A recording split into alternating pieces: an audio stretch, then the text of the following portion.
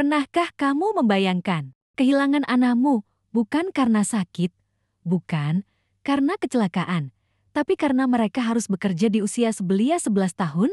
Di negeri ini, ada anak-anak yang tidak pernah tahu rasanya sekolah, tidak pernah main layangan, tidak pernah menulis cita-cita. Karena sejak kecil, mereka sudah bekerja untuk hidup dan terkadang mati untuk bertahan. Kalau aku nggak pulang, jangan salahkan hujan. Itu bukan puisi, bukan baris dari film. Itu tulisan terakhir seorang anak kecil bernama Bayu. Umurnya baru 11 tahun. Usianya belum cukup untuk membuat KTP, belum juga cukup untuk paham arti kata mati. Tapi ia sudah tertimbun tanah dalam lubang tambang ilegal bersama ayahnya, bersama harapan yang belum sempat tumbuh. Bayu bukan karakter dalam novel. Ia bukan tokoh rekaan. Ia nyata. Pernah hidup, pernah tertawa, pernah lapar, pernah takut. Ia tinggal di sebuah desa kecil yang bahkan tidak punya nama resmi di peta. Tak ada sinyal, tak ada sekolah, tak ada puskesmas. Yang ada hanya deru mesin tambang, suara cangkul menghantam batu, dan bau solar yang tajam menyengat setiap napas. Ayah Bayu bekerja di tambang ilegal. Ibunya menjual gorengan keliling kampung kadang laku, lebih sering tidak. Mereka bukan kriminal. Mereka hanya korban dari sistem yang tidak pernah benar-benar melihat mereka.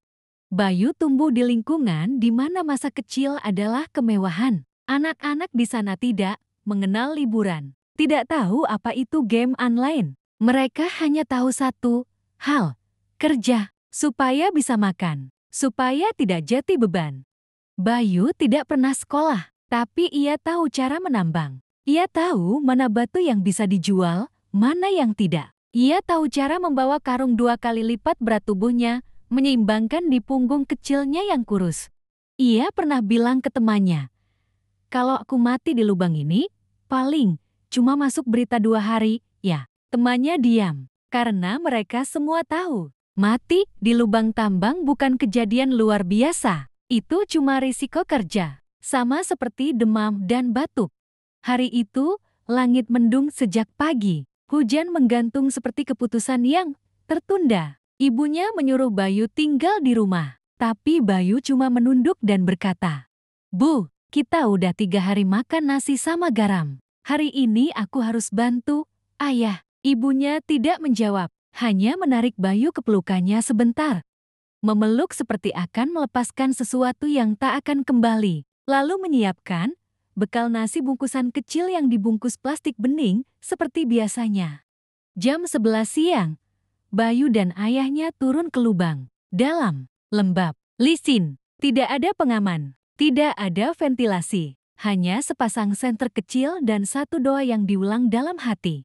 Jam 3 sore, tanah bergeser. Air hujan yang turun sejak siang meresap ke dinding, lubang yang rapuh. Tidak ada yang bisa lari. Tidak ada yang bisa menyelamatkan. 3 orang berhasil naik, tapi Bayu dan ayahnya tertimbun. Tidak ditemukan. Mesin berhenti. Hujan tetap turun. Ibunya berlari ke lokasi. Langkahnya tidak stabil, tapi ia tidak menangis.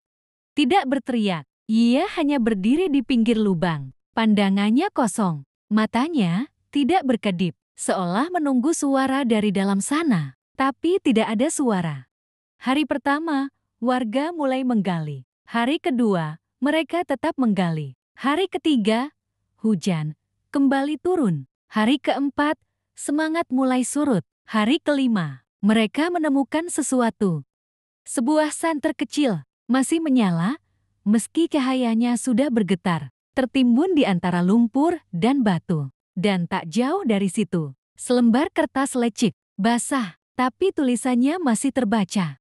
Tulisan tangan Bayu, surat kecil yang ia selipkan di kantong bajunya. Isinya sederhana, "Kalau aku nggak pulang, jangan salahkan hujan. Aku bahagia di sini. Tapi kalau bisa lahir lagi, aku mau jadi guru, bukan penambang."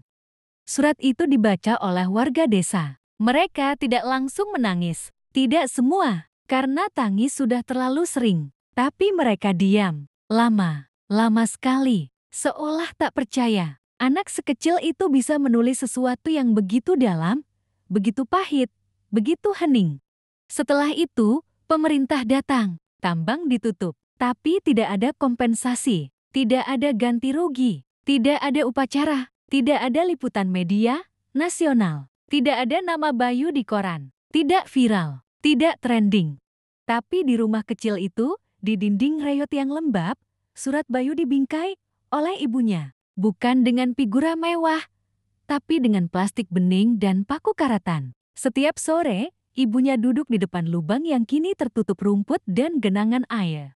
Ia tidak pernah pindah rumah. Ia tidak pernah bicara soal tragedi itu lagi. Tapi setiap kali hujan turun, ia akan diam, memandang keluar jendela, seolah berharap Bayu benar-benar pulang. Karena baginya, setiap tetes hujan adalah janji yang belum ditepati. Dan entah mengapa, ia masih percaya bahwa anaknya suatu hari akan mengetuk pintu. Didedikasikan untuk ribuan anak pekerja tambang di Indonesia yang kehilangan masa kecil dan masa depan. Bayu tidak sempat besar, tidak sempat sekolah, tidak sempat menjadi guru seperti yang ia impikan. Tapi kisahnya terlalu penting untuk dibiarkan tenggelam bersama lumpur tambang. Karena di balik setiap anak yang mati bekerja, ada sistem yang ikut membunuh. Jangan tunggu cerita seperti ini jadi biasa. Jangan tunggu tangis anak-anak menjadi lagu latar pembangunan. Sekian kisah hari ini, semoga bermanfaat dan menginspirasi. Jangan lupa like, komen, dan subscribe agar tidak ketinggalan kisah menarik lainnya. Terima kasih telah menonton.